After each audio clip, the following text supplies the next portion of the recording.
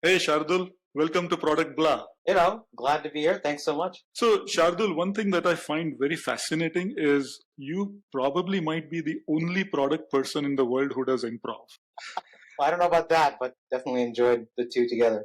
Well, how has improv helped you being a better product person? How can that help product people in general? I think it really comes down to some of the fundamental principles of improv. There's no pre-written script. Nothing is rehearsed. The key to that is principle of yes and. So which means that if you and I are doing a scene together, whatever you say or whatever you do, my job is to agree with that and then add Mhm. some piece to it. Let's take that yes and. What situations, what scenarios would product people be able to use the yes and?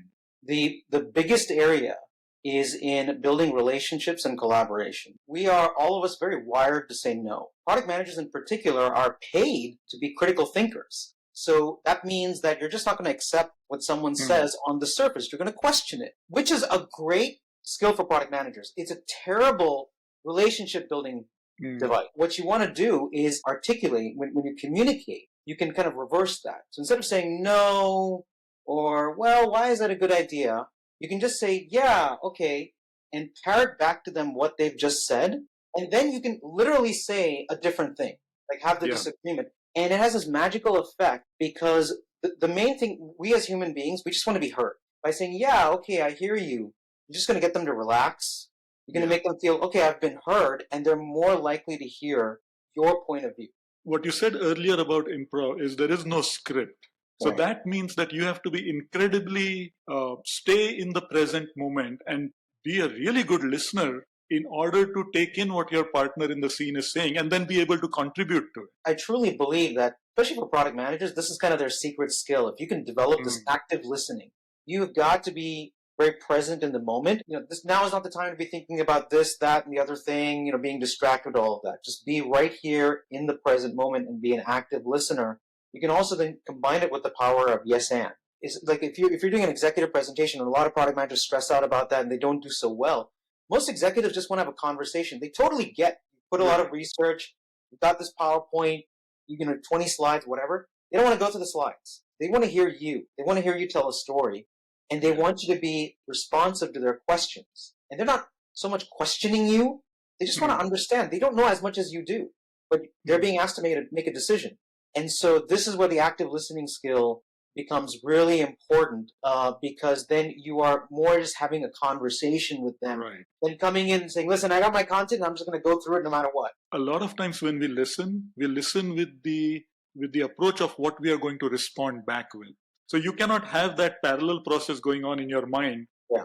Right? So how do you separate the process of listening and then taking the time to respond? And I think that's where the yes and probably plays a role. If you're thinking about other things, or you've sort of done your homework, like, well, I expect all these questions, and you've got your canned responses, half the brain is on that at that moment because you're kind of performing, if you will. And so the yes and technique is really helpful because you're actually buying yourself time as well. You ask me a question, if I don't have a response immediately, right? And sometimes that can happen. I need some time to think. Taking a moment just to think about it, that's okay. And then just saying, yeah, I see. So what you're wondering about is X. Now, I'm doing two things. One is that making you feel heard, and second is I'm buying myself time to come up with an answer. And now we're more engaged in a conversation. One of the other key principles is got your back. Got your back is basically, if you and I are in an improv scene, my job is to make you look good.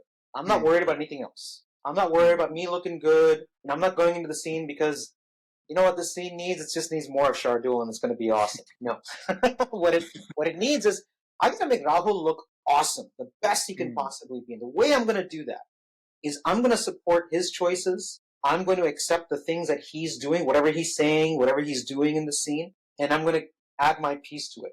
And I'm going to make you feel supported. And then if you do the same for me, odds are we're going to have a pretty good scene. And then you sort of just start multiplying that, right? 3 people, 4 people, 5 people. If they're all doing that and sharing energy, it's going to be a good scene. And so you can apply that in a team environment. And just imagine for a second, if everyone on the team is coming in with this mindset that I've got your back, my job is to make you look good.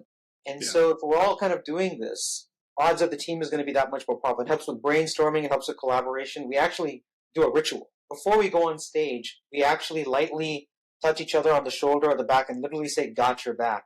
Oh, really? Okay. Just the act, the physical act of doing that, or saying, hey, I got your back, it just has this magical effect. People just feel supported.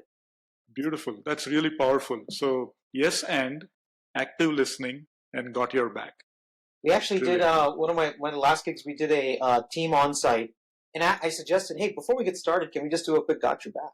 And so we did that. We got up, and it was a small conference room, with nowhere to go. We had to, somehow managed around the table to do it. And for the next 2.5 days, everyone, every now and then it was like, hey, I got your back. Oh, don't worry about that. I got your back on that one. If you have trouble there, I'll help you out. I got your back. And it was just fantastic. Wow. And that's just a completely new vocabulary for a team. Brilliant. Great. So, Shardul, we are going to intentionally keep this short by design. Like we said, we are going to bring the blah and we'll see what our listeners bring, the blah, blah. And awesome. Let's see what comes back. So I really appreciate you taking the time to do this. Thank you. Love it. Thanks, Al.